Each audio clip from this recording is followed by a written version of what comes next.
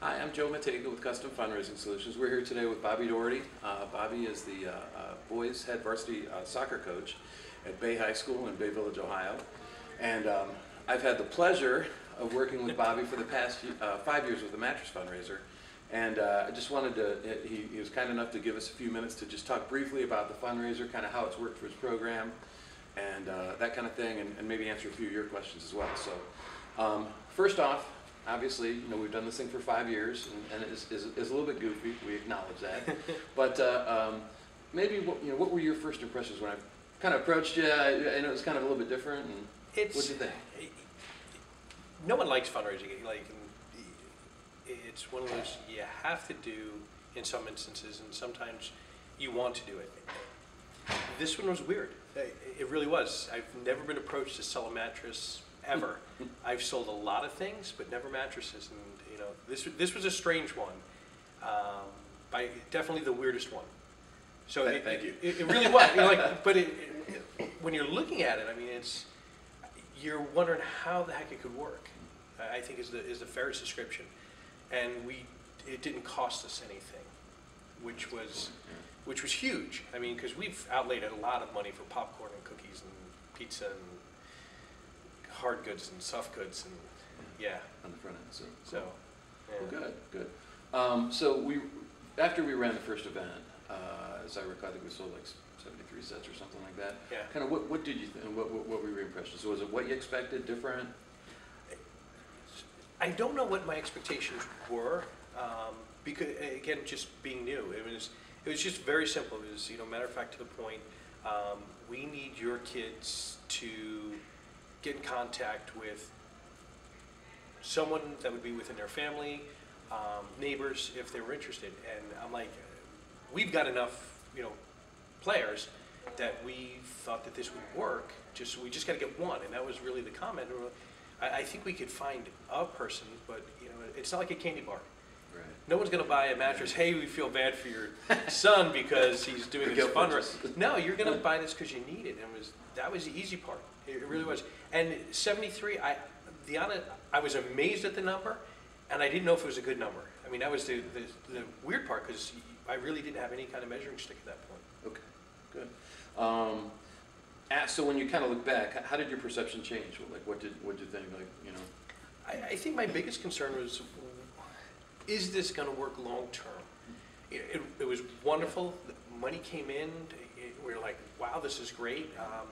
The boys had a wish list. They wanted a covered bench for the soccer team. Yeah. And that was a 10 grand item. And the school said no, the booster said no. So it came down to us, and so we started putting away a couple $1,000s a year. And we did this 1 year, and we're like, we're halfway there. With just this one fundraiser. And I mean, it made wish list definitely attainable. And that was the nice part about it. Okay, and so this is we finished your 5th year. Yeah. And dollars wise, can you kind of maybe share with these guys how the program's best description is an exorbitant amount of money for a single team to raise funds, but it's over $40,000. Each year has been very, very consistent. I think we've hovered between $5,000 and $8,000 all the way through, and a bit above 8,000, but not in the 9s yet. But very consistent, and I think that was my biggest fear, was what the second year was going to be like, and the third year. Right. So, okay. What would you maybe say to the other coaches out there who are maybe considering doing it? What advice would you maybe give them? Because it is a little bit out of the box, and I think one of the biggest hurdles our sponsors face is, I'm putting my name on something that I'm not sure of. You took the leap of faith, which I appreciate, but what would you maybe say to another coach who's maybe considering it? I was willing to take a chance, and as well as we develop a little kind of a rapport with each other over a little bit of time, and it was just, hey, give me a shot, and that was the honest truth. And we've got skin in the game. My boys get quite a bit of funding from this. It funds almost the entire program. We have 3 teams, and just to take that chance, and again, it didn't cost us anything, which was the biggest kind of outlay. I'm like, I'm all right with that. Yeah, cool. Yeah. Okay. And what would you say maybe to a coach who's said yes and is maybe working through the process of building up the nerve to do it. You know, it's weird even after you say yes, but the best description is Joe's done this for a long time, and you know, so his crew.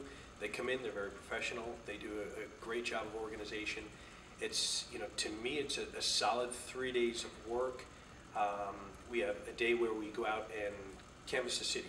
We have a day where we will just market it, and then we'll have a second day where we market it. So there's 3 days. I love it because there's no parents. This is simply the boys will do the marketing on the street and listen to Joe at this point. I mean, he's done it enough and made us a boatload of money to do this. And it's 3 days of work. It's hard to imagine that with any fundraiser with that kind of money. Okay. Bobby, thanks again for your time. Oh, sure. And looking forward to year 6. Thank you, yeah, my friend. definitely. Appreciate it.